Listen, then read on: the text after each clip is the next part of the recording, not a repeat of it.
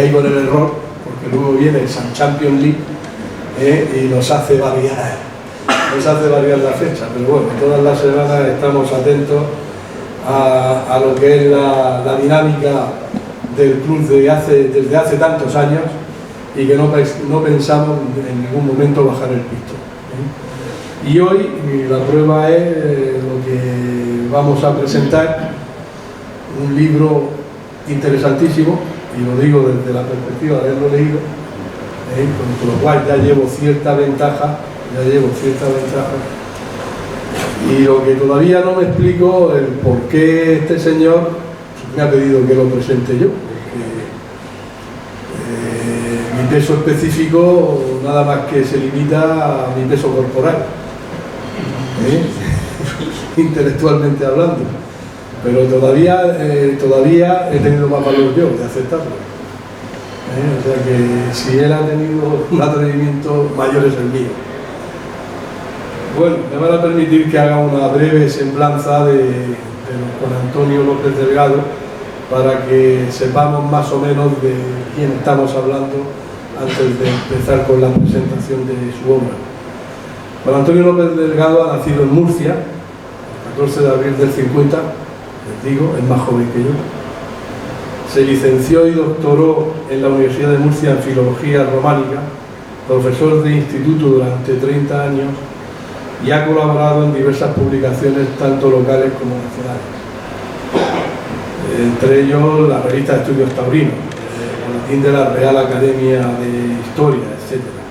Su ya extensa obra refleja particulares inquietudes por los siglos XVIII y XIX, como lo demuestran sus estudios sobre la expedición militar española contra Argel de 1775, o la biblioteca del conde de Floridablanca y ensayos sobre el general y escritor Ros de Olano, y los pintores Valdivieso y Rosales. O sea, hay un abanico de inquietud en toda la obra que ha venido desarrollando el amigo Juan Antonio. Culminó en el año 2013 la tercera parte de su miscelánea erudita y la monografía Don Antonio Cánovas del Castillo, realidad y leyenda de un gran bibliófilo. Es autor asimismo de un poema épico, El Santo Grial, de una obra dramática también en verso, Ángeles Rodados, y de un libreto para ópera titulado Palmos, complemento de su biografía San Juan Evangelista. Otros 5 trabajos más quedan sin citar: La vida y escritos de la religiosa carmelita ciezana Sor Catalina de San Miguel, según un manuscrito inédito del siglo XVIII. Nuevas notas de un transeúnte, y psicosas literarias y bibliográficas, la edición crítica del doctor Lanuela de Antonio Rosolano y el epistolario de Eduardo Rosales. Desde noviembre de 2007 es académico correspondiente de la Real Academia de la Historia. Y con semejante y brillante currículum pues podemos más o menos hacernos una idea aproximada de lo que nos presenta este hombre aquí. Porque yo soy mero hilo conductor, quien lo presenta es su autor. El libro aquí está. Antonio Montes, vida y tragedia de un torero. Antonio Montes, espada trianero, hijo de padres poco favorecidos con bienes de fortuna, dice él, no lo digo yo. Sus estudios no pasaron más allá de las primeras letras y parecía destinado a continuar el oficio familiar. Carpintero de Ribera, que son aquellos carpinteros que construían útiles de labranza y carretería fundamentalmente, o por obra de su madre, Proyecto de Buda, que quedó en sacristán, apodo que le acompañó en el inicio de su carrera. En este ensayo biográfico, es el hombre y torero a quien desnuda Juan Antonio López Delgado.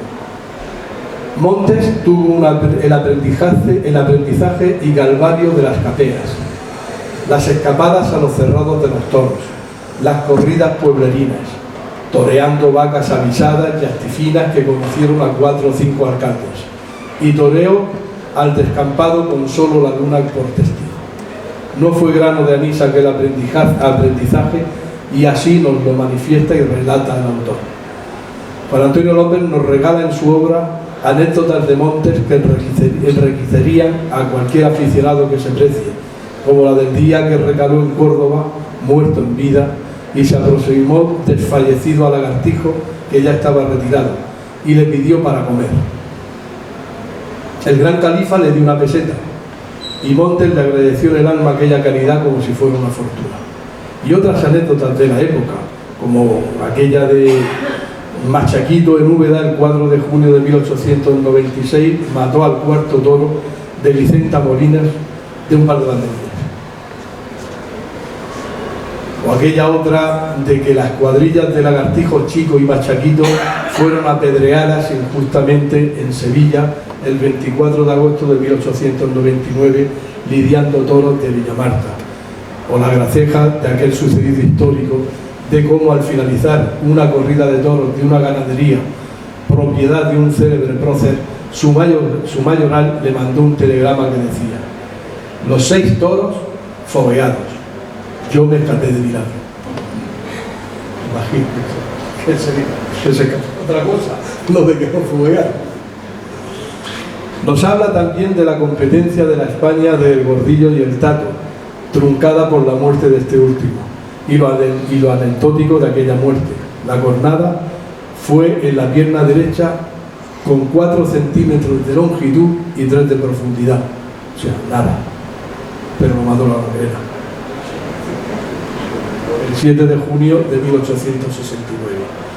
Luego vino la época del tándem Lagartijo y Frascuelo, Guerrita, Mazzartini, Reverte o el Espartero.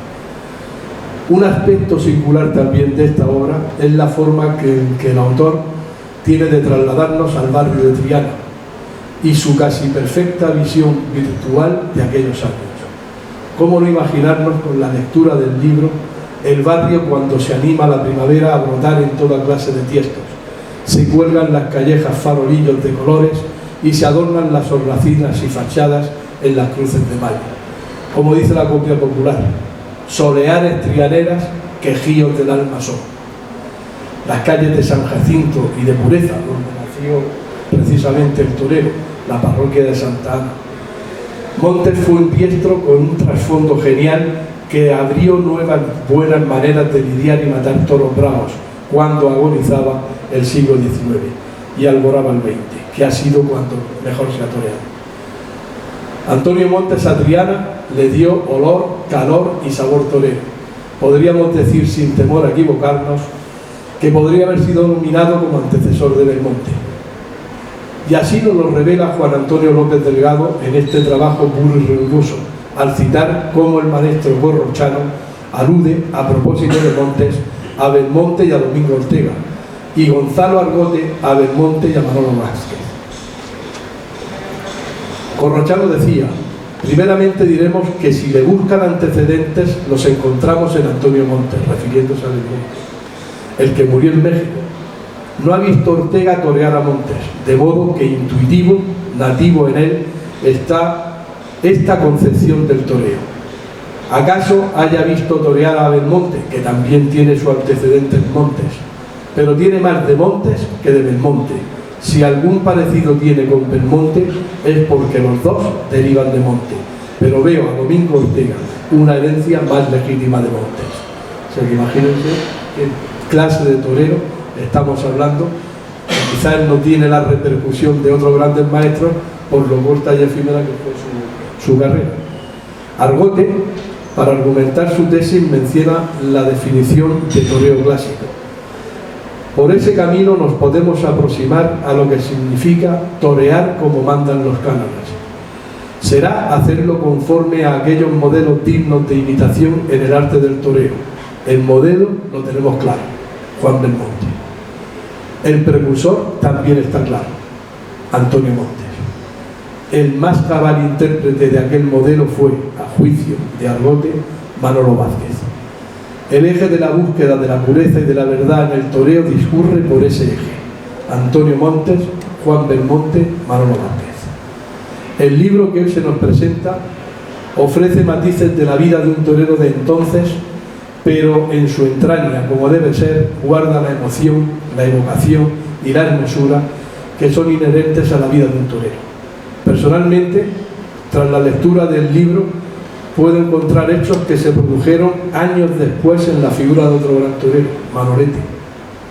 México, la dureza de España con él, sus amores, su muerte por un toro de ascendencia miura. Pero el devenir de la vida de Antonio Montes y de su carrera profesional, corta y efímera por otra parte, lo encontrarán ustedes en la lectura de este magnífico libro, verdaderamente imprescindible en la biblioteca de todo buen aficionado. Podría haber seguido desgranando capítulos como pueden ser los relativos a sus estancias en México y el triste episodio de su jornada, muerte, velatorio y entierro. Pero sería adelantarme a lo que en realidad se van a encontrar. Pero ese, por su interés y trascendencia, lo dejo a la lectura del libro. Muchas gracias, Juan Antonio, por enriquecer la bibliografía taurina con esta magnífica aportación. Y muchas gracias a ustedes por acompañarnos.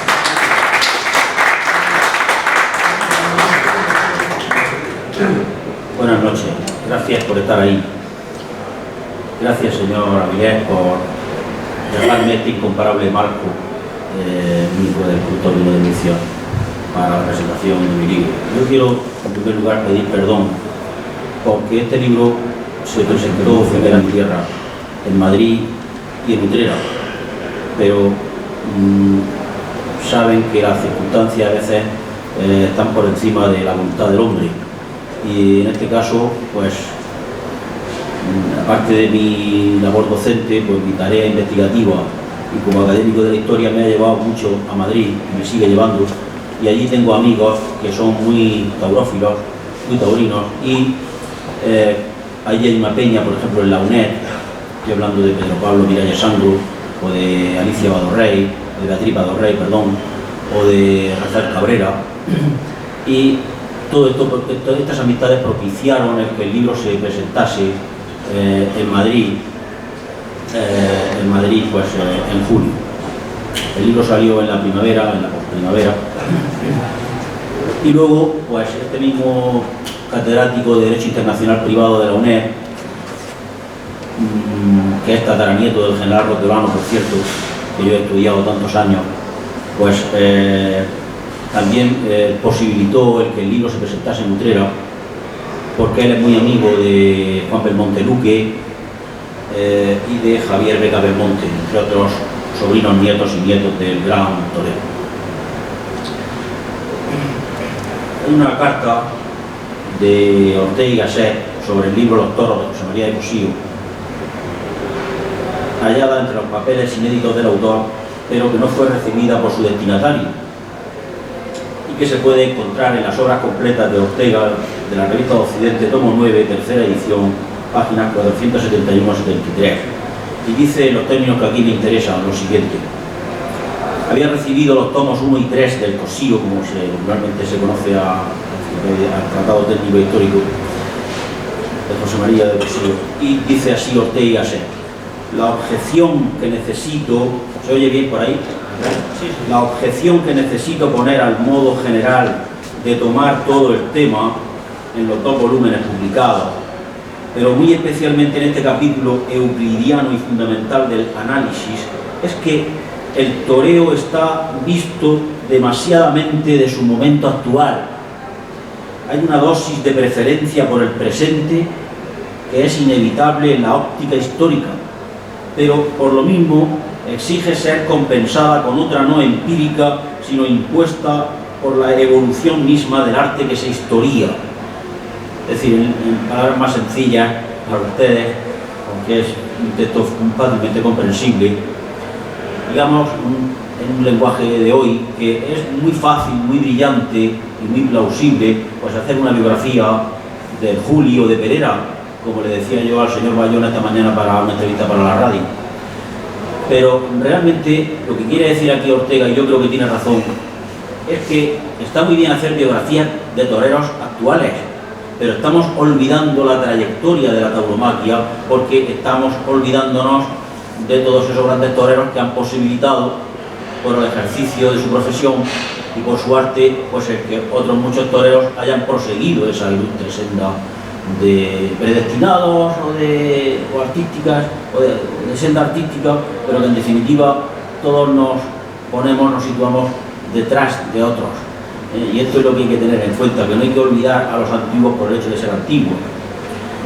Y en consecuencia, en los escaparates de las librerías, ahora por fortuna, pues después de una del año 1922, con Sánchez Mejías, Andrés Amorós ha escrito una biografía sobre Ignacio Sánchez Mejías. Pues esto es lo que hay que hacer, creo yo, es lo que dice Ortega a José María de Cossío, que hay que potenciar esas vidas de toreros de otrora. Como he sido profesor de bachillerato, bien lo ha dicho el señor Avilés, pues he manejado muchas quizá mal llamadas ediciones críticas de Antonio Machado. Lo digo por lo siguiente: ¿cómo se van a enterar los chavales del instituto cuando del pasado efímero dentro de Campos de Castilla Antonio Machado dice: este hombre del casino provinciano que vio a Carancha recibir un día?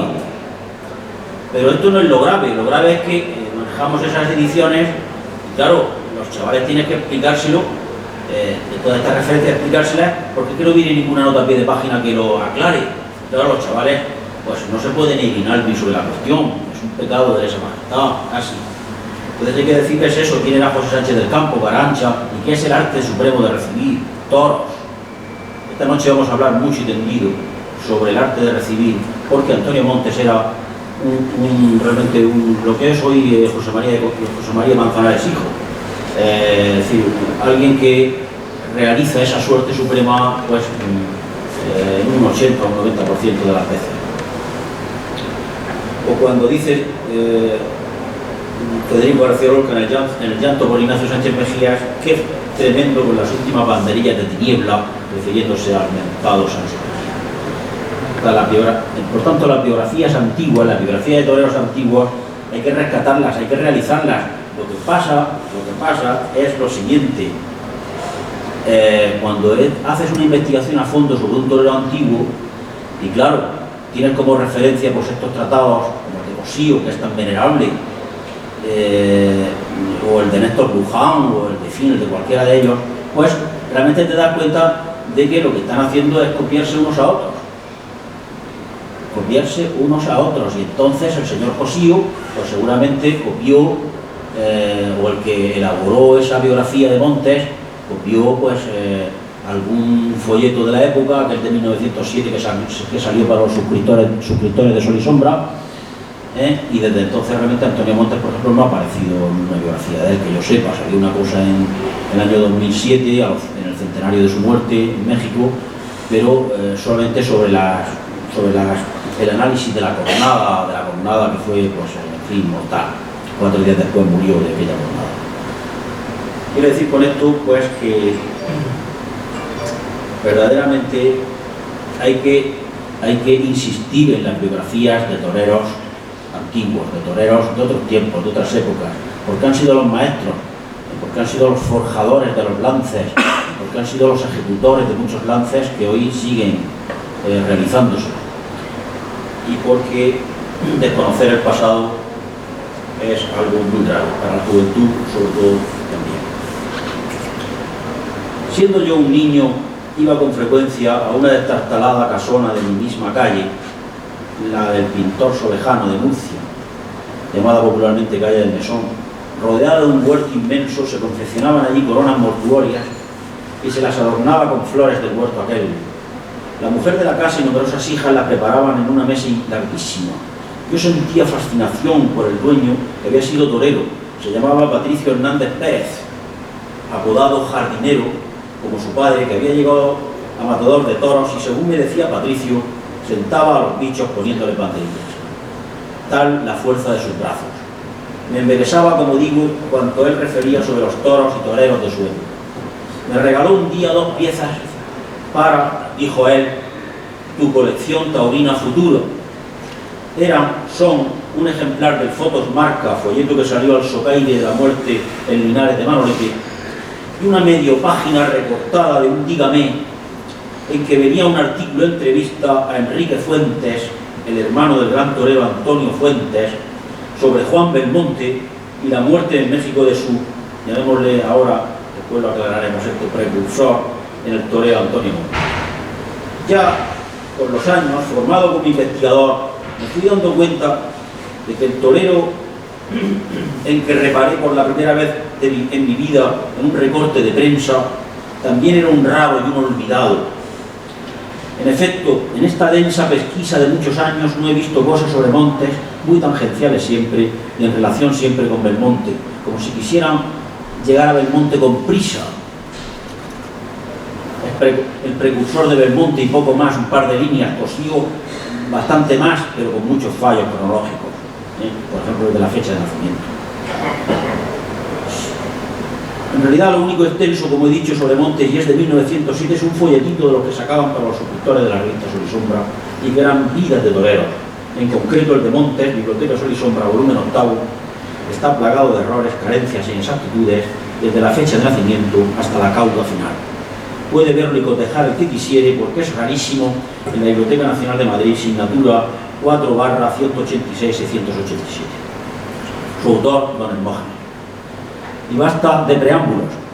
Paso a leerles despacio lo que he escrito para esta coyuntura, una suerte de síntesis de su vida, una valoración de esa trayectoria torera y de su arte. Cuando los críticos e historiadores de nuestra fiesta nacional trataban del torero trianero Antonio Montes Vico, lo hacían siempre teniendo demasiado a la vista los textos de don Hermógenes o Pascual Millán, por ejemplo, y dejándose arrastrar por ellos, continuaban juzgándolo, así también don Ventura o José María de Cosío, como un artista mediano. Esto, lo que he dicho de José María de Cosío, yo pienso que puede parecer pedantesco a ustedes o a alguno de ustedes. José María de Cosío lo que hizo fue rodearse de una pléyade, de un verdadero ejército de colaboradores, y él reservó para sí pues aquellas biografías o semblanzas biográficas que más le apetecía hacer. En el caso de Joselito o de Ignacio Sánchez Mejía, por ejemplo, pues por amistad o por, en fin, por afición a su toreo. Pero realmente el fallo grande de Cosío, del señor Cosío, es que no cotejó, no contrastó todos esos datos que le traían los colaboradores que muchas veces no iban a los archivos parroquiales, etc. Esa es la gran falla de José María de Cosío. Lo que pasa es que, claro, esa es una tarea verdaderamente inmensa e infinita. ¿Quién no iba a hacer eso? Ni hoy día se podría hacer tampoco, casi. Por eso las monografías, y yo defiendo la mía, como tantas otras monografías que he hecho, pues yo creo que son necesarias por eso. No es que estemos denigrando al señor Cosío. El señor Cosío es venerable por todos los conceptos y hemos todos aprendido en los toros, tratado técnico histórico, y seguimos leyéndolo y aprendiéndolo. Como un artista mediano que al fin se paraba ante los toros y muchas veces hasta los mataba recibiendo. De aquellos artículos vino también el reiterado marbete de precursor, y no pocas veces, por mor del apellido, se hará arbitrario parangón con Paquiro. Bueno, en las conversaciones particulares con gentes en muchos sitios, ¿no? Pues se ha confundido pues, a Francisco Montes Paquiro con Antonio Montes Vico. Lo mismo que en el plano artístico, por ejemplo, pues cuando yo posibilité que se trajera aquí obra pictórica de Eduardo Rosales, pues se confundía Eduardo Rosales con Luis Rosales, poeta falangista, amigo de Federico García Lorca, por ejemplo, ¿no? Entonces, es un confusionismo que es normal, pues claro, todos no estamos habituados al archivo y a la investigación, etcétera, ¿no? Pero vamos, realmente hay que ir poco a poco deslindando y desbrozando todo ese terreno que está siempre por estudiar. Y plano inclinado para debatir la sempiterna cuestión de las escuelas y los estilos, el de puro sabor rondeño o el de ese depurado de que tanto habían hablado los sevillanos. Si es verdad que a través de la prensa y de la prensa gráfica nuestra se puede en parte valorar la trayectoria artística de Montes, a más que los propios periodistas taurinos mexicanos, pues no se olvide que México le dio a Montes toda su dimensión de madurez e inteligencia lidiadora de torero macho. No es menos valiosa la opinión de testigos oculares, simples aficionados de entonces, la cuadrilla, los amigos, que constituye un ejemplo de veracidad o de emoción evocativa indubitable. El acudir a los maestros, entre comillas, de la historiografía taurómaca, sin el necesario perspectivismo crítico y sin cotejo de fuentes, ha llevado por lo demás al acatamiento pasivo de fechas que no han resistido a la crítica científica posterior. Tal verbigracia el caso del año de nacimiento de Montes, que todo el mundo, hasta en su azulejo oficial de la calle de Pureza en el barrio de Triana, supone haya sido el de 1876, cuando ocurrió en realidad de verdad 2 años antes, 1874. Naturalmente no decimos esto por manifestar ostentación, sino porque la pereza y el plagio en tareas investigativas son malos consejeros. Antonio Montes Vico nació en el número 64 de la calle de Berbería, en Triana, extramuros de Sevilla, el sábado 20 de diciembre de 1874. Fueron sus padres Esteban Montes, de Castilleja del Campo, de oficio carpintero, y Emilia Vico, de Granada, ama de casa. Fue bautizado 6 días después en la iglesia parroquial de Señora Santa Ana, en el precitado barrio hispalense. Hijo, pues, de padres poco favorecidos con bienes de fortuna, sus estudios no pasaron más allá de las primeras letras y parecía reservado por el destino para el honrado oficio familiar. Si alguien, o no entender una cosa, por no entender una cosa, o por quiera que le aclare alguna cuestión, si puedo, si sé, pues que levante la mano y con toda naturalidad y sencillez lo hace. Como lo fueron en su tiempo Francisco, carpintero de Rivera, como lo fueron en su tiempo Francisco, Juan, José, Antonio y Pedro Romero. Por su nada buena salud bastará en él la influencia de la madre, ese elemento civilizador y religioso de la familia pobre. Habló un día la inquieta doña Emilia con el cura párroco de Santa Ana, le expuso la apretada situación económica y le excitó a dejarlo en la servidumbre de la iglesia, al menos hasta que el horizonte se despejara un poco. Había en la casa otros 2 hermanos varones, Francisco y Manuel, y su pequeño era muy bondadoso y discreto. Y ya lo tenemos vistiendo la sotana colorada de monaguillo, tocando las campanas, ayudando un poco a misa, un tanto ensimismado y parsimonioso, esa es la verdad, pero un buen crío de barrio noblote y servicial. Unos años después, y antes de trabajar en una carpintería de la calle de los Donados, por caso compartiendo algunas horas vespertinas y de fines de semana, el monaguillo se nos hizo sacristán, de una manera natural e íntima, como adelantando mucho para con Dios y llevando las cosas del mundo con paciencia. Montes fue músico de oreja discontinua, y así comprendía él los arcanos del aretino como el idioma de Horacio con que le familiarizara su eterna e ininteligible salmodia. Era aplomado y formal, y solo dejaba de ser hermético, agarrado a la media maroma que comunicaba con la torre, pues que allí, dejando caer a intervalos iguales el peso de su cuerpo, hacía que el resonante címbalo conmoviera las altas regiones del viento con acompasados golpes en guisa de otras tantas pedradas que, taladrando su delicadísimo tímpano, le aturdiesen y estremecieran. Un día, al levantarse de la cama, tuvo que arrastrar una cierta debilidad y vértigo, y en sus oídos oía el incesante rumor de una catarata que ahogaba todos los demás sonidos. Quedó tardo de oído. Empezó a estudiar los movimientos de las otras bocas, los gestos, para saber de una manera más o menos aproximada de qué hablaban. Parece que con los años quizás oía algo, si quería, y el algodonoso silencio se desgarraba con la ruptura del interior. Dicen que los sordos y medio sordos desconfían y desarrollan un creciente desprecio por la palabra. Montes, sin dejar de ser suspicaz, que lo fue toda su vida, y tocado de graveza, fue un ser alegre y campechano, que contaba chistes y chacarrillos y desparramaba su bonomía en la algazara de la amistad. Por delante de sí, a sus 18 años, veía muchos de trabajo y siempre la miseria de un jornal insuficiente hasta para comer. Había ido con muchachos de su edad, tentaderos y capeas, y en aquellos ejecutara con facilidad lo mismo que toreros que vestían bien y ostentaban alhajas. Cada vez que regresaba a Sevilla, maltrecho y con la ropa destrozada, después de uno de aquellos viajes que, por lo general, duraban 2 y 3 meses, tenía que aguantar las reprimendas de su familia. Todos se oponían a que fuese torero, pero sus partidarios, entre comillas, los muchachos de barrio, le daban ánimo, recordando las hazañas que ellos le habían visto cerca. A Montes está claro que el incentivo pecuniario y búsqueda de la situación económica lo espoleó, como a tantos, en un principio, pero seguramente estaba de Dios que tenía que ser torero, porque lo llevaba en la masa de la sangre y porque en él se hizo carne una afición irreprimible, canalizada y acendrada por una férrea disciplina de la voluntad.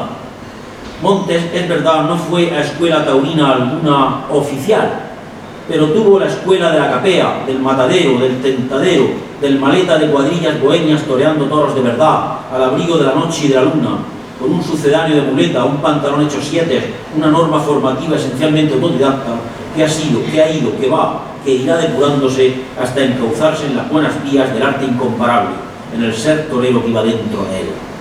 Un día recaló en Córdoba, lo ha contado, y se aproximó del fallecido Lagartijo, que ya estaba retirado, y le pidió para comer. El gran califa le dio una peseta, y Montes le agradeció en el alma aquella caridad como si fuera una fortuna. Y en La Conejera, la placita que en Gelbes mandó construir don Fernando Gómez el Gallo, toreó Montes Becerros y otras piezas mayores después, con Ricardo Bombita, Chicuelo, Mirandita, Revertito, Vela, Cigarrón, y fue allí cogido por Estornina, vaca peligrosa que le soltó un día a don Fernando para que en efecto se las vieran nadando también en mayores aguas. Montes era un torerillo voluntarioso que se movía en el peligro alegrando siempre en ventajoso terreno, eso en el mejor de los casos. En los peores, bregas de Zaragata y Cancán, ponía a regular los carapullos al cuarteo y sesgando al sálvese quien puede y de sobaquillo. Y con la muleta el muchacho pasaba corto, ceñido con achuchones. Con la espada lo mismo recetaba pinchazos yéndose del mundo que medias estocadas delanteras por tirarse largo. En 1892 y 1893 toreó frecuentemente por Andalucía, aunque en ocasiones se estrechaba con los toros y daba seguras estocadas, su arte en general no despertaba entusiasmos. Mataba ocasionalmente practicando la suerte de recibir y cuando preparaba las reses para entrar a volapié lo hacía trasteando con brevedad y eficacia. En estas andanzas y campañas de ejercitación taurina vestía menesterosamente con un viejo traje de luces desechado que había pertenecido a Cara Ancha, como he citado antes, a propósito de este hombre del casino provincial de Machado. Se quitó aquel apodo del sacristán que llevara como un pasto seco en la ruda serenidad de su perfil, y fue sencillamente Antonio Montes, todo él rodeado de la hermosura y alegría de la vida. El 17 de agosto de 1896 toreó Montes una novillada en Jaén, 4 novillos de Romualdo Jiménez y otros 4 de Ginés Segura, alternaba con Gordón, Corzo y Finito. Cobró 17 duros. En Jaén, sin pena y sin gloria, comenzó para Montes la de matar los toros a ley. Se cifrará en esta otra virtud el cimiento de su fama, menuda y segura y creciente. Porque la otra estribó en parar el baile de sus colegas oponentes y parar al toro, que no era una mona. Antes de cobrar aquellos volapiés de la firma que enardecieron en los primeros años del siglo XX a los públicos y aquellos recibiendo que enderezarían, Montes no vaciaba en regla, antes al contrario, tardeaba mucho, bregaba huyendo y cuarteaba al enemigo. La suerte suprema necesita su tiempo y su ejercicio. Frente a una brega movida y mala, la espada lo salvaba todo. De ahí la ponderación, en nuestro caso, para la serenidad estoica y el reposo de su ánimo, que nunca le descompuso ostensiblemente en las faenas ante toros difíciles. Es curioso cómo aquella, a lo menos aparente, imperturbabilidad de Montes se quebró fatal y trágicamente ante Matajacas, el último toro que mató en su breve vida de predestinado, y que lo mató a él por no querer aligerarse en la suerte suprema que dominaba como pocos. Simplificando un tanto esta etapa novilleril de Montes, diremos que cómo se quedaría aquel público de la Real Maestranza de 1898 cuando le viera echar a rodar a uno de sus bichos de una corta arrancando derecho y al otro irse al toro, trastearlo sin mover los pies ni intentar cómicos desplantes y despacharlo recibiendo. Pues ni más ni menos que como se quedó el competente revistero Selipe, y además dando cabal idea en el noticiero sevillano del arte del trianero en su capotero saludo. Dice así Selipe. Montes ha desarrollado esta tarde el toreo genuinamente clásico y rondeño que apuntó en tardes anteriores. Ha capoteado sus 3 toros causando la admiración de los espectadores, principalmente en los lances que propinó al tercer bicho, con los pies fijos en el suelo como si los tuviera clavados, esperando la acometida con tranquilidad asombrosa, cargando la suerte con desahogo e inteligencia y despidiendo a los toros con los vuelos del capote como el proyectil que sale del cañón. Esta manera de fijar los pies, prosigue Felipe, de aguantar, ceñir y vaciar reposadamente, es el toreo de la buena escuela, es lo que hace tiempo se perdió y parece va a resucitarlo Montes. Varias veces en la corrida de hoy ha logrado Montes entusiasmar al público con su toreo de brazos, con su toreo serio lleno de emociones, por lo poco que el diestro se mueve y lo cerca que está del peligro, también subrayado por mí. Esta crónica nos exime de otras de parecido jaez, encontrables en revistas especializadas por críticos de severo juicio del lado de acá y de allá del Pirineo. Nada menos que don Mariano de Cavia, en una de sus chácharas, lo calificará de torero intrépido. Tomó la alternativa en Sevilla, ya apoderado por Juan Manuel Rodríguez, el 2 de abril de 1899, con toros de Otaulauluchi. Le tocó en suerte el toro borracho, berrendo en negro. Acompañaron a Montes en aquel magno evento Antonio Fuentes y Emilio Torres Bombita. Este valiente y popular espada, muy castigado por los toros por exceso de vergüenza torera.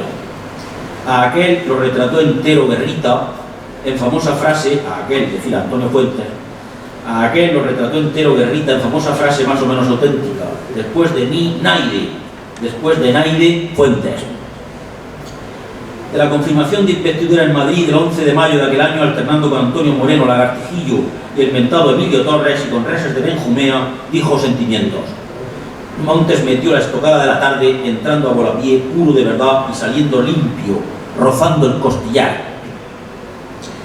Empieza ahora su periplo por plazas francesas y halla su bautismo de sangre en Burdeos, al poner un par de banderillas. Desde ahora los cosos de Francia y más tarde los mexicanos siempre se contarán entre sus más resonantes triunfos.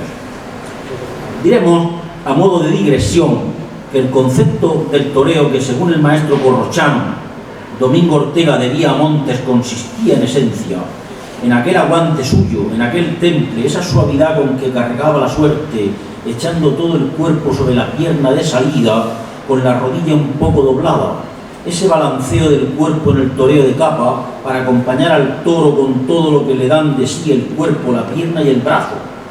Si tan quieta elegancia de Montes no adquirió rango de revolución como la del toreo belmontino, pudo deberse en parte a la discontinuidad con que el diestro la mostraba en las plazas y en parte también al colapso volitivo que parecía caracterizar su apática contemplación del espectáculo del mundo, en contradicción con el apego a la propaganda profusa que le achacaban sus detractores, que lanzaba pues sus sicarios y tal, y sus seguidores y tal, con una campaña publicitaria muy resonante.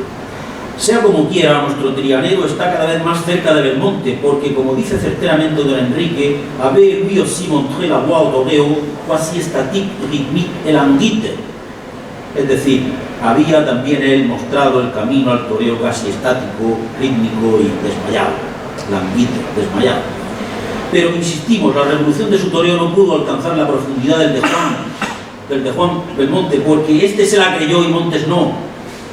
Componían ya la cuadrilla de Montes Antonio Fernández Mazzantini, y no hay que confundir con el gran estoqueador, excelente varilarguero cántabro, Felipe Salsoso, buen picador, modesto y franco, Manuel Blanco, blanquito, peón y reiletero excepcional, cuñado de Rafael el Gallo, y José María Calderón, subalterno que alcanzó con Montes título de compañero, mentor y amigo fraternal, y que después pasó a la cuadrilla de Belmonte, como todos saben.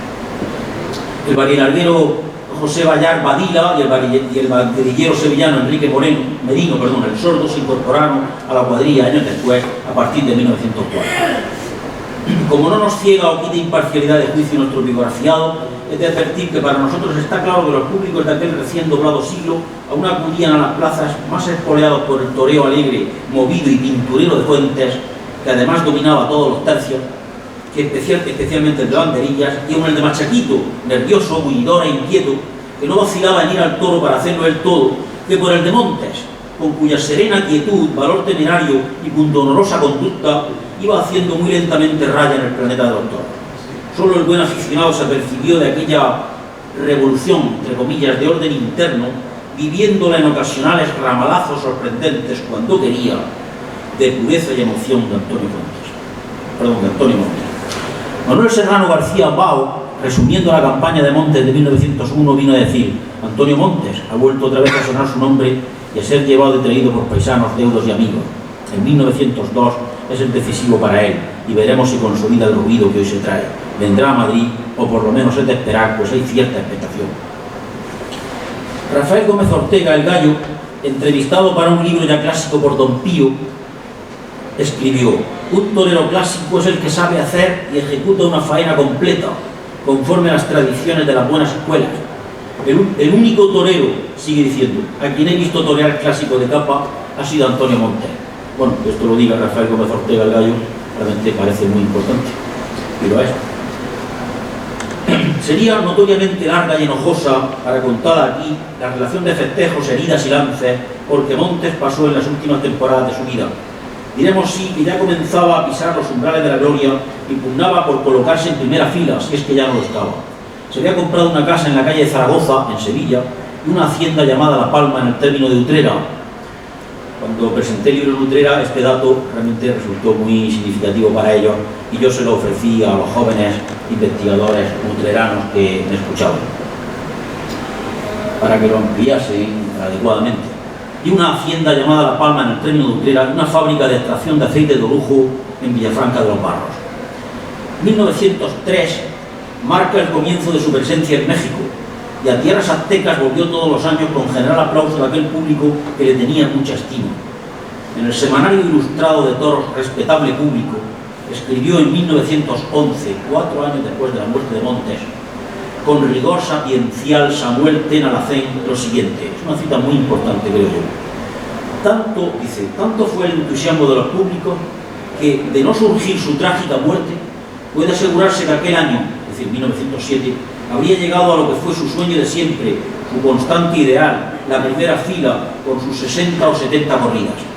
Y esto que ocurría en España fue más acentuado en México, donde era el diestro de más cartel y el que con su anuncio llenaba la plaza. Al decir de más cartel, ni mentimos ni exageramos, porque si bien es verdad que primero Mazzantini, luego Reverte, Fuentes, Bombita, Machaquito, Gallito, Conejito y algún otro lograron en aquellas tierras gran renombre, no fue este ganado tan a pulso ni más firmemente sostenido que el del infortunado Trianero. Allí llegó como el primer espada de la segunda fila de toreros y en aquel suelo su figura se destacó luchando con los grandes, y en aquellas rudas batallas Montes logró crearse en la afición un prestigio de lidiador honroso y cuya herencia artística nadie legalmente ha podido recoger. Hasta aquí la cita de la fe. Volvamos ahora, quizá con claridad mayor, a aquel juicio de Corrochano, que, para quien quiera cotejar, está en Gregorio Corrochano, Tauromaquia de Domingo Ortega, antecedente de Montes, en blanco y negro, Madrid, 19 de diciembre de 1959, página 77. Dice así, que apuntamos más atrás cuando aludía a propósito de Montes a Belmonte y a Domingo Ortega. Dice Corrochano, el maestro Corrochano: primeramente diremos que si le buscan antecedentes nos encontramos en Antonio Montes, el que murió en México. No ha visto Ortega torear a Montes, de modo que es intuitivo, nativo en él, esta concepción del toreo. ¿Acaso haya visto torear a Belmonte, que también tiene su antecedente en Montes? Pero tiene más de Montes que de Belmonte. Perdón por esta suerte de contaminación conceptual, pero en fin, son los apellidos, ¿verdad? Pero tiene más de Montes que de Belmonte. Si algún parecido tiene con Belmonte es porque los dos derivan de Montes. Pero veo en Domingo Ortega una herencia más legítima de Montes. Bien por Corrochano, por haber subrayado esto. Cita, como se ve, importantísima, aunque también habría que derivarla hacia aquel otro concepto del toreo continuo, que fue el de Manolo Vázquez, como ha dicho el presidente del Club de Murcia. Ahora bien, vio Belmonte torear a Montes. Esta es un poco la clave de mi libro. Realmente, entre Sevilla y Triana hay algo más que un puente. Hay una cierta animadversión por toreros de uno y otro sitio, del barrio, de la ciudad, del barrio por antonomasia, etc. Y claro, cada uno barre para sus toreros. Y yo he tenido alguna dificultad en esto. De hecho, he dicho, aunque no pedantescamente, porque es verdad que este libro se ha presentado porque tengo amigos, simplemente buenos amigos en Madrid, presidente, por ejemplo, de la Unión de Bibliófilos Taurinos, Rafael Cabrera, en Madrid y en Utrera. Pero realmente este libro, donde yo tenía ilusión de que se presentara, y les pido perdón, a ustedes, a la presión del Club de Murcia, es decir, lo que yo gesté en mi mente primigeniamente era el presentarlo en la sala de carteles de la Real Maestranza de Sevilla. Se me había metido eso en la cabeza. Una simpleza quizá por mi parte, pero en fin, algún ideal tenemos, algún deseo tenemos los humanos alguna vez, ¿no? Y eso es lo que yo quería, pero realmente, habló en mi nombre, por ejemplo, Juan Belmonte Duque, etcétera, los nietos de Belmonte y tal, y nada, no hubo manera. Al final dijeron que sí, después de pensárselo bien, que era, yo creo, no, me dijo Belmonte y Duque porque era trianero y no sevillano, el torero. Realmente esto es tremendo, ¿no?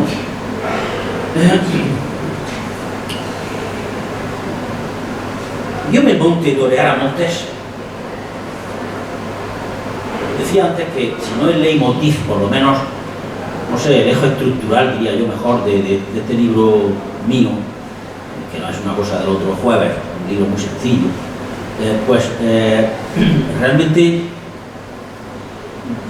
casi he tenido que defender un poco eso, que Montes hay que verlo per se, independientemente, porque es que no vio nunca torear a Belmonte, y ahora le he demostrado a ustedes eso.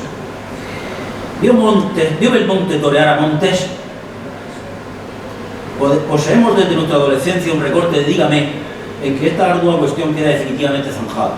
Enrique Fuentes, banderillero en la cuadrilla de su hermano Antonio, que toreó con Montes en la infausta tarde del 13 de enero, tal día como hoy, fue la jornada mortal de Montes en México, el 13 de enero, domingo 13 de enero de 1907. Repito, Enrique Fuentes, banderillero en la cuadrilla de su hermano Antonio, que toreó con Montes en la infausta tarde del 13 de enero de 1907 en México, fue entrevistado muchos años después por M. García Santos. La primera parte del artículo de entrevista, titulado Yo presencié la muerte de Antonio Montes, y con subtítulo de Matajacas era un toro agalgao, astifino y con un pescuezo muy largo, y ni Blanquito, ni el barquero, ni yo lo queríamos en el sorteo, comienza de esta guisa. En este mes de enero, el pobre Antonio Montes cobra relieve en ese relicario de la emoción que es el recuerdo. A Juan Belmonte, que con Reverte, Montes y el Espartero forma la relación cuatreña de los mitos toreros, le pregunté una noche en su cortejo de la Capitana: oiga usted, Juan, dicen que Antonio Montes fue el precursor de su toreo de usted. ¿Qué hay de verdad en ello?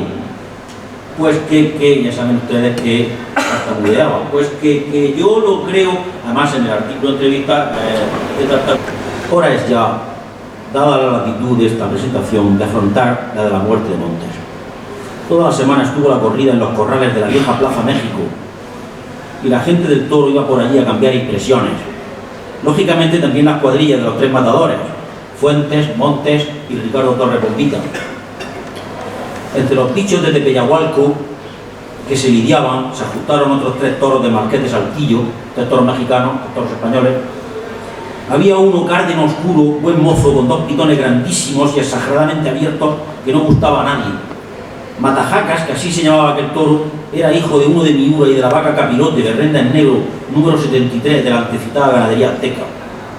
En la ya referida entrevista a Enrique Fuentes, el hermano de Antonio Fuentes, precisó ciertos detalles de ambiente de la mañana de aquel infausto domingo. Aunque está en el libro, quiero yo leerla sin embargo. Montes paraba en el Hotel Edison y estaba siempre rodeado de gente porque tenía en México mucho cartel. Cuando vio la corrida y divisó al galán, aquel torció la cara. A mi hermano y a Ricardo Bombita tampoco le gustaba el toro. El día de la corrida fuimos por la mañana al sorteo. El día de la corrida fuimos por la mañana al sorteo. El barquero, es decir, Antonio Bravo, banderillero de Bombita Chico, Blanquito, es decir, Manuel Blanco, reiletero en la cuadrilla de Montes, y yo. Como mi hermano, es decir, Antonio Fuentes, era el más antiguo, yo metí la mano el primero. Miré y me quedé tranquilo. No me había tocado el toro. Sacó Blanquito la papeleta de Montes y por la cara que puso ya vimos que Matajacas lo llevaba él. Y el barquero, sosegado ya, cogió el lote de Bombita. ¿Dijo algo Montes? Sí. El Hotel Edison tenía un patio muy grande y cuando llegamos estaba Montes sentado con un grupo de señores. Le vio la cara a Blanquito y le dijo: ¿qué te pasa, hombre? Que tenemos mala pata. ¿Nos ha tocado el toro? Sí. Pues no te preocupes, que me lo echen por delante y lo arrastrarán las mulillas como a los otros. En otro lugar de la entrevista se puede leer lo que sigue. Y ardía yo en deseos de que alguien me dijera lo que fue Montes, cuando va Enrique Fuentes y me dice esta tarde, cuando charlábamos de cosas viejas, la tarde en que el toro mató a Montes, estaba yo en la plaza. ¿Cómo era Montes, Enrique? Pues mire usted, era un torero muy desigual. A unos toros les paraba y les corría la mano como no he visto a nadie. A otros o no podía con ellos o no quería. ¿Hay algo que lo recuerde en estos toreros de ahora? No, señor, quizás Manolete en la figura y en algunos lances, pero Montes era una cosa especial. Usted lo vio mucho, sí. Mi hermano Antonio le dio en Sevilla la alternativa y con mi hermano toreaba en México cuando lo mató Matajacas. ¿Vio usted con precisión cómo fue la cornada? Como que estaba yo acodado en la barrera, en el sitio donde lo cogió. El toro lo había cogido ya con el capote. Llegó a la muerte con mucho sentido y se acerenció en las tablas. Mi hermano lo sacó un par de veces y el toro se iba de nuevo a los tableros. Y ya mi hermano le dijo a Montes: mátalo aquí y no lo torees más. ¿Obedeció Montes? No, señor. Él respetaba mucho a mi hermano. Él respetaba mucho a Antonio Fuentes porque, aparte de ser mayor, le había dado la alternativa y él lo consideraba siempre como un maestro en su humildad, su eterna humildad, a Antonio Fuentes. No, señor, él respetaba mucho a mi hermano y le pidió: déjeme usted, Antonio, déjeme usted con él. Entonces Montes le dio 3 o 4 muletazos y se le igualó el toro. Todos vimos que lo iba a esperar y le dijimos: aligérale. Y no hizo caso, ¿no? No hizo caso, o no lo oyó, o comprendió que al toro no lo podía pinchar y que había que asegurarlo bien.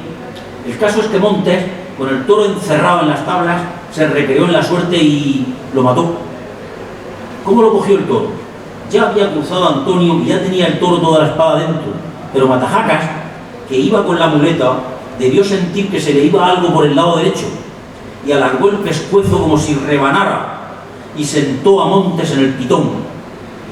Lo subió en alto y todos vimos cómo iba el cuerno enterrándose en la carne. Luego lo sacudió y lo tiró al suelo. La impresión sería horrible. Ya ve usted, como que todos vimos que lo había matado. Y Enrique Fuentes, como un responso al gran torero de Triana, cierra el diálogo con estas frases: mi hermano Antonio, como en la tarde del Espartero, también toreaba Antonio Fuentes en la tarde de la muerte del Espartero, se echó a llorar en la barrera. A los pocos días era toda Sevilla la que lloraba. Hasta aquí la cita de... A los 4 días Montes murió en la habitación del hotel en que se alojaba. La noticia circuló con rapidez y produjo estupor, precisamente por lo inesperado. ¿Por qué? Se dijo en principio que la lesión en la región glútea tenía tan poca importancia que casi al propio tiempo que la noticia de la acogida vino la de la mejora, que le permitiría torear seguramente al domingo siguiente. Se perdían los corresponsales en un mar de conjeturas, toda vez que el sitio donde recibió la herida es de estructura anatómica tan simplificada. En esta página, si hay algún médico en la sala, pues propongo que también intervenga. Se perdían los corresponsales en un mar de conjeturas, toda vez que el sitio donde recibió la herida es de estructura anatómica tan simplificada que la que en él se recibe, si de primera intención es calificada de leve, sana siempre si el enfermo está convenientemente asistido y si el doctor que se encarga de su curación mantiene la herida en un perfecto estado de limpieza. Por desgracia no era así. El parte facultativo lo había extendido el doctor Cuesta y decía de esta manera: el suscrito médico de guardia en la enfermería de la Plaza México da parte al señor regidor que preside la corrida que durante la lidia del segundo toro fue trasladado a esta enfermería el matador de toros Antonio Montes, el cual presentaba una herida causada por cuerno de toro en la región glútea izquierda, punzo contundente, habiendo interesado todos los planos musculares, penetrando a la cavidad por la escotadura ciática y causando una gran hemorragia por estar interesado un vaso venoso. Una vez curado, fue trasladado a su habitación, calle de Dolores, Hotel Edison,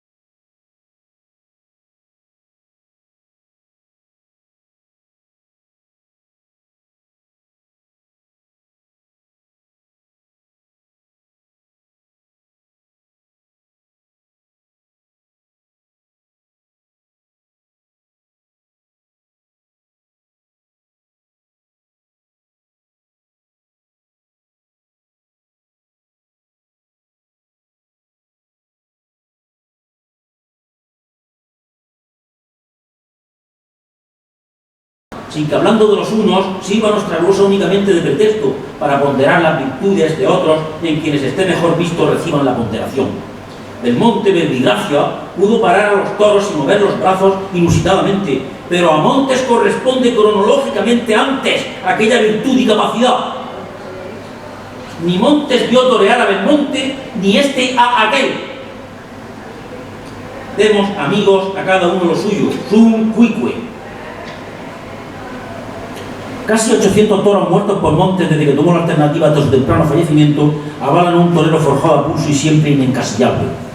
La crítica en general le ha juzgado desde la óptica inexacta de un lugar oficial. Desde la óptica inexacta de un lugar oficial en los escalafones. Tampoco voy a hacerme muy pesado, falta muy poco ya. Si Madrid siempre lo esperaba, por algo sería. Otras plazas difíciles como Pamplona, Salamanca y Bilbao se rindieron a su toreo. ¿Cómo era el toreo de Montes? En él brillaron el reposo, el temple y el mando. Reposo que era manifestación de valor y tenía la enjundia y la verdad de los serios. El valor auténtico, lo ha dicho José Alameda en Crónica de Sangre, no es un manantial, es una corriente, no una causa, sino un resultado. La fuente originaria es el carácter, virtud primera del torero. Antonio Montes, siendo un muchacho todavía, no le tenía miedo a la vaca resabiada y vieja de las capeas. En su última pelea con un toro asesino se tiró a ley en volapié perfecto para que no se le escapara el triunfo y dejó su vida al no querer ya aligerarse. Era él serio en sí, serio era su toreo.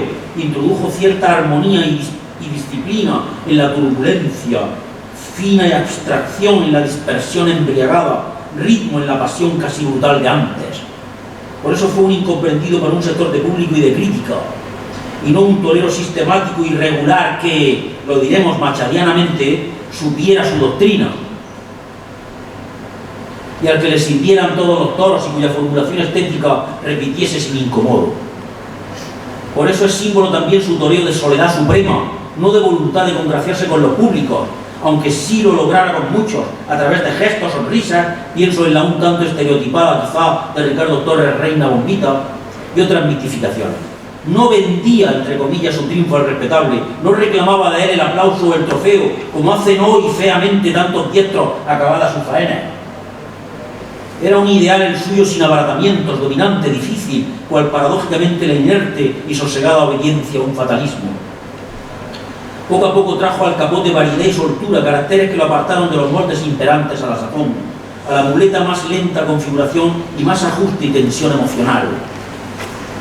A la hora de matar era el Montes cumbre que enardecía al público de Aquende y Allende los mares. Si de algo nos preocupamos también conforme escribíamos nuestro ensayo, era el inculcar al que leyere las virtudes finísimas de Montes como estoqueador. No he sacado la cuenta, pero la mitad o más de aquellos 800 toros que pudo tumbar debió hacerlo en la suerte de recibir. Sabía que al respetable le gustaba, y él lo hacía, lo intentaba así y no de otra manera, porque podía y porque sus compañeros no se empeñaban precisamente en ello. Sí, la tauromaquia es tradición y es tránsito, o sea, lo clásico susceptible de renovación o restauración en el transcurso de las centurias y singularidad para abrir aquellos viejos tarros de esencia, sin menoscabo en la dificultad de la prueba ni en la valentía elevada de la intención, por mor de la vocación latente en la raza. Si en tiempos de Frascuelo y el Tato era el modo supremo de acabar con el toro bravo en una plaza, la de recibir fue suerte que se había ido aletargando ya. Hay una página muy olvidada en el gran diccionario taurómaco de Sánchez de Neira. Se dice que las grandes enciclopedias, los grandes tratados son para consultarlos, pero no para leerlos. Yo no estoy muy de acuerdo con eso. Pero en fin, yo he leído todo el gran diccionario taurómaco de Sánchez de Neira y hay páginas inolvidables y en las que creo se ha reparado muy poco. Hay una página muy olvidada en el gran diccionario taurómaco de Sánchez de Neira en que se dice esto nada menos que a propósito del gran estoqueador Luis Masantini.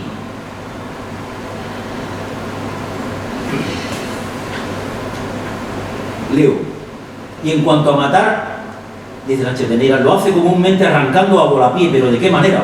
Colócase en línea recta con el testuz del toro, ármase con elegancia y guía con soltura, formando una figura que nos recuerda a la de Pedro Romero pintada por Juan de la Cruz Cano. Arráncase rápidamente y consuma el volapié de tan magistral manera que no pudo soñarlo su inventor. Esto en la mayor parte de los casos, pero nada más. No hay que pedirle que reciba toros a Luis Masantini, que esa admirable suerte la han olvidado todos los modernos toreros. Subrayado nuestro.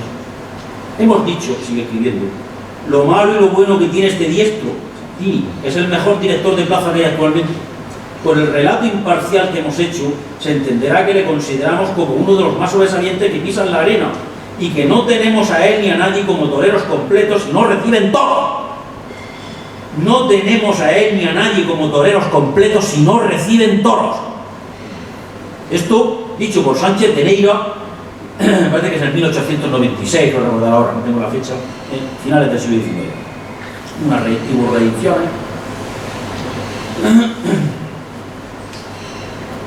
Sigue diciendo Sánchez de Neira, ¿qué condiciones tan asombrosas se perderán para el arte si Mazzantini llega a retirarse del toreo sin ejecutar la suprema suerte? Subrayado nuestro. No tiene disculpas si piensa que grandes hombres como Cúchara, el Lagartijo y otros modernos no han recibido ni reciben toros. Subrayado nuestro. Porque los que rendimos culto al arte en toda su pureza, diríamos a Mazzantini cuando consumara esa suerte: todos los defectos que con ruda franqueza hemos indicado quedan borrados de nuestra mente. Eres mejor matador de toros que aquellos maestros y puedes dar lecciones de tauromaquia como el mismo Francisco Montes, Paquiro. Pero ese día no llegará a pesar del excesivo pundonor de Mazzantini. Si los demás ganan tantas palmas como yo sin hacer eso, subrayado mío, es decir, sin recibir, dirá: ¿a qué me he de exponer a un percance? ¿Por qué he de arriesgar mi reputación haciendo ensayos en suerte casi olvidada que a nadie se exige? Subrayado también mío. Hasta aquí la cita de Sánchez de Neira. Perdón.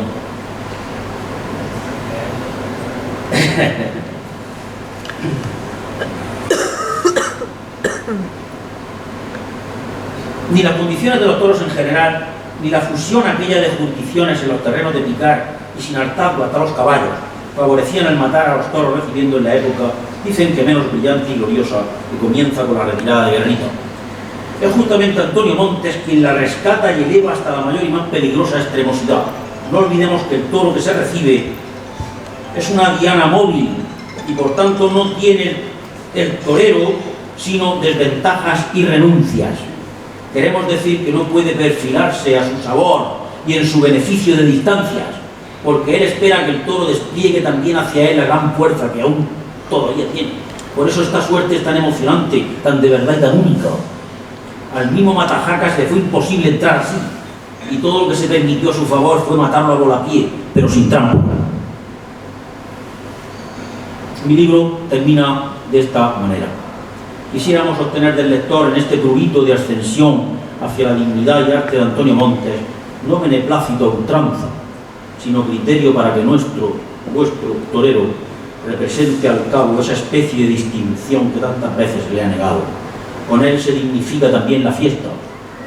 En muchas ocasiones, falta de valores auténticos o acreedora a dimensiones ideales cuando no se mira en ella sino formulismos de oscilación.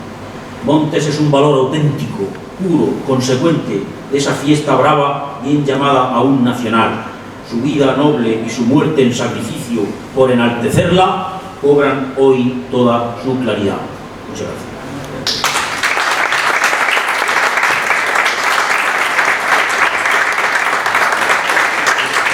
Bueno, vamos a tener ahora el gusto de obsequiarles con un ejemplar de su libro, y a quien quiera, imagino, pues se lo firmará y dedicará, como suele ser costumbre. Yo les voy a anunciar el próximo martes también, si son tan amables de escucharme un segundo, don José. Se lo digo a don José Ro.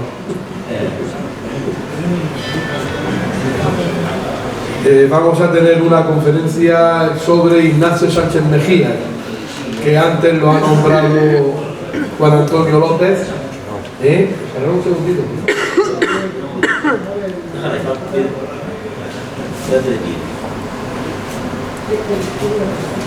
A cargo de una jovencísima murciana, quizás pequeñita de estatura, pero grande en conocimiento de este torero, que su padre, que está aquí presente, le va a recordar su nombre, el nombre solo. Si tengo la duda, Susana, lo tengo bien puesto.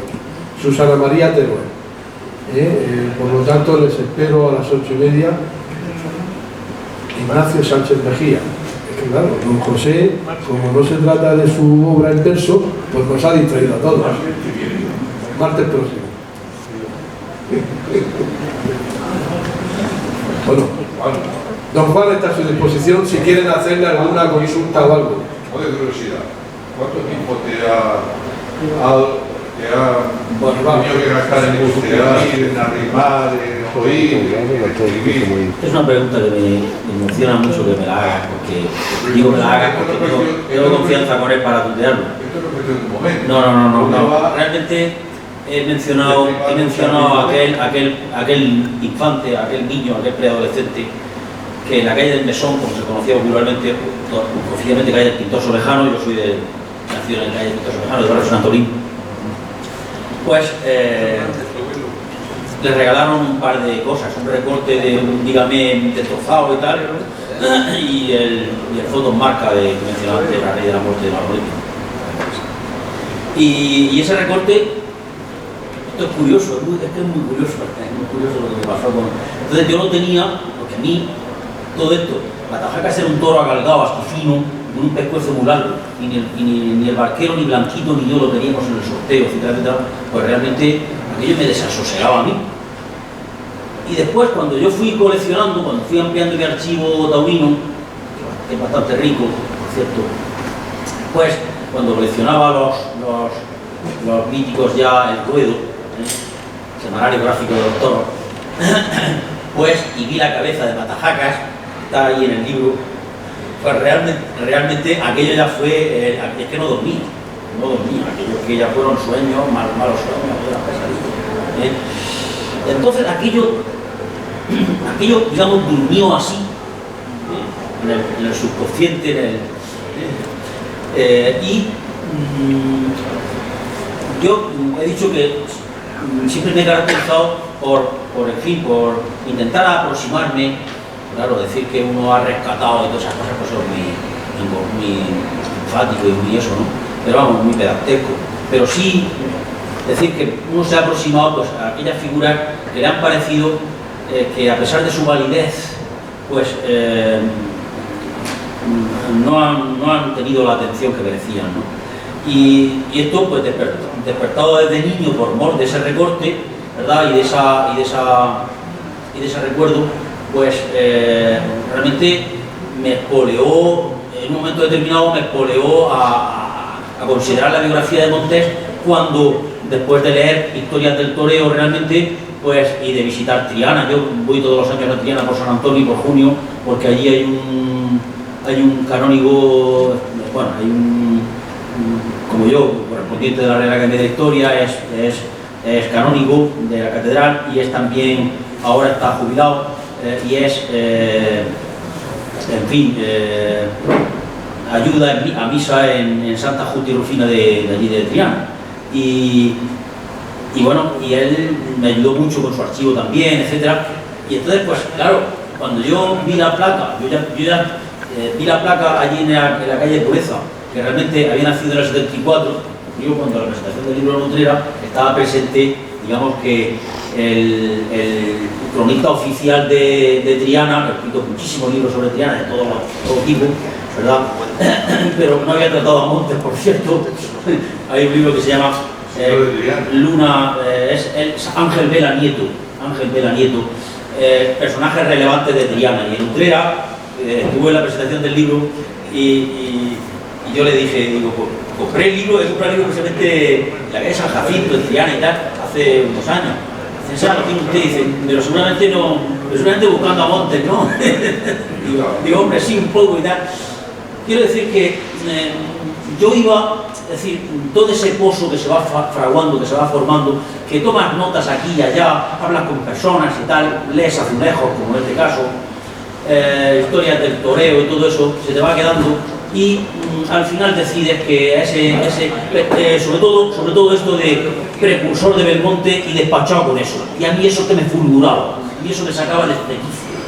Ya, no es que se dijera con mala intención, pero repito, he dicho antes, que realmente cuando se decía precursor era como si se pasase con prisa y con desasosiego a tratar de Belmonte, cuando a mí me interesaba Montes, no Belmonte. Entonces, esta es la cuestión que hay de mí. Y por eso es por lo que un día me decidí, la materialidad, digamos, de la propia redacción, del tiempo de, tú lo sabes, ¿no? El autor de libros, ha sido, yo creo que menos de un año, bastante menos. Ahora, toda esa más o menos concienzudo agavillamiento de datos, etcétera, etcétera, sí me ha llevado bastantes años. Bastante.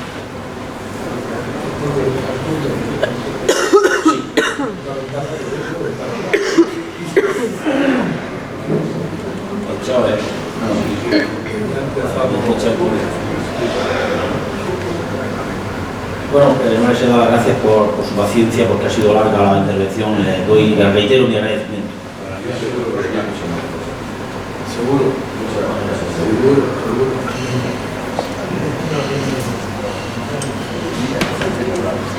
Que hemos repartido un montón.